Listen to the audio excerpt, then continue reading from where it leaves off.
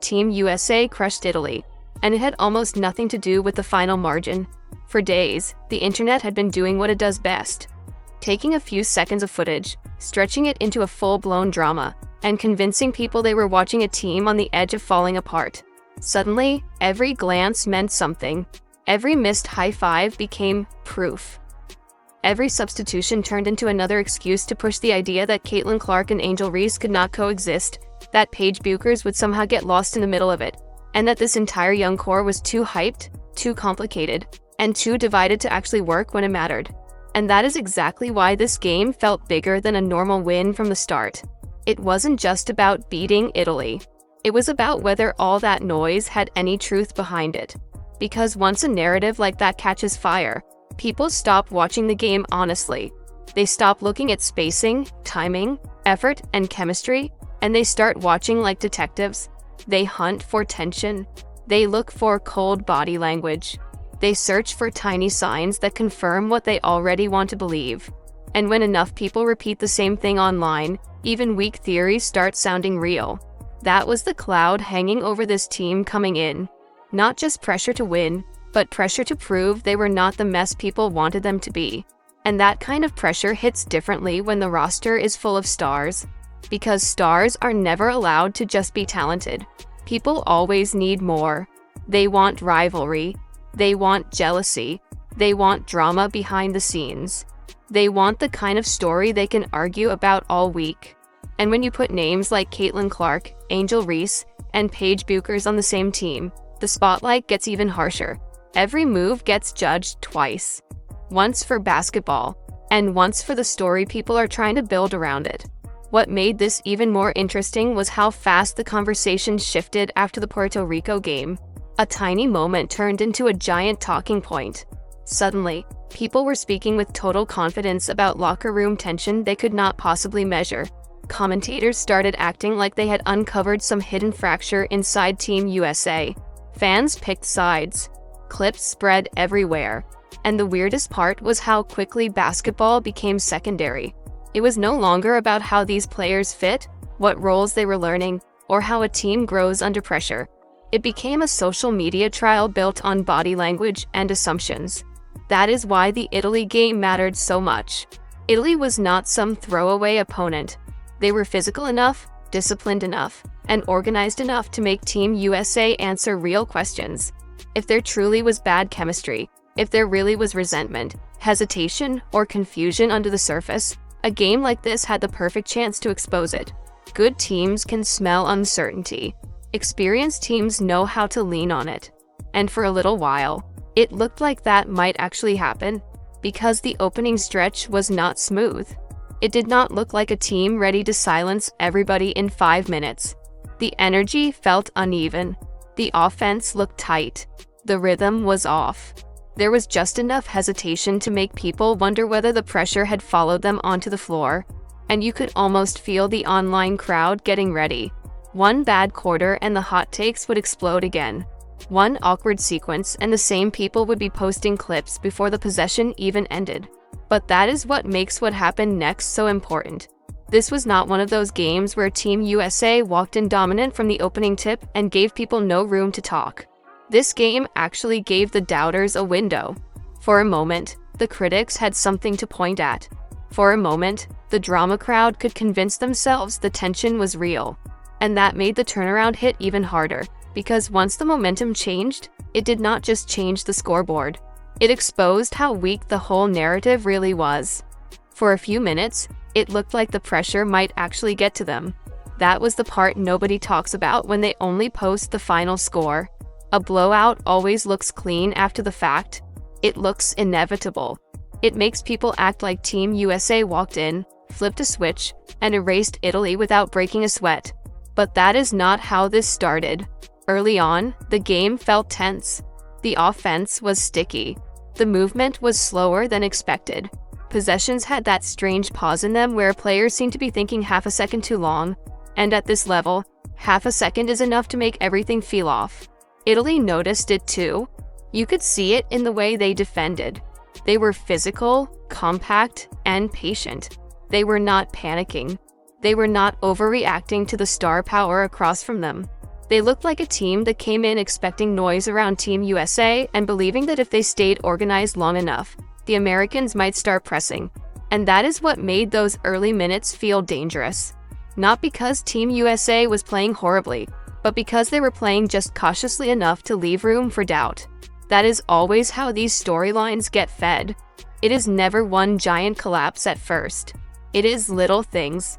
A delayed read, a crowded possession, a drive that ends without a clean finish, a player hesitating instead of attacking. The scoreboard stays close. The favorite does not look comfortable, and suddenly everybody watching starts projecting bigger meaning onto ordinary mistakes. Every sloppy sequence starts getting treated like evidence. The internet loves that moment because it feels like confirmation. It feels like the "I told you so" phase beginning in real time. And honestly, if you were one of the people coming into this game skeptical, the opening gave you enough to work with. Team USA did not come out flying. They did not look like a machine right away. There was a stiffness to the pace. The ball did not hum from side to side. The energy did not fully pop. It looked more like a group trying not to make mistakes than a group trying to impose itself. That is a huge difference, especially in a game where the whole world is already watching for cracks. What made it worse was that Italy was disciplined enough to keep the pressure on without doing anything reckless. They made the Americans earn everything. They crowded lanes. They stayed alert enough to avoid giving away easy momentum.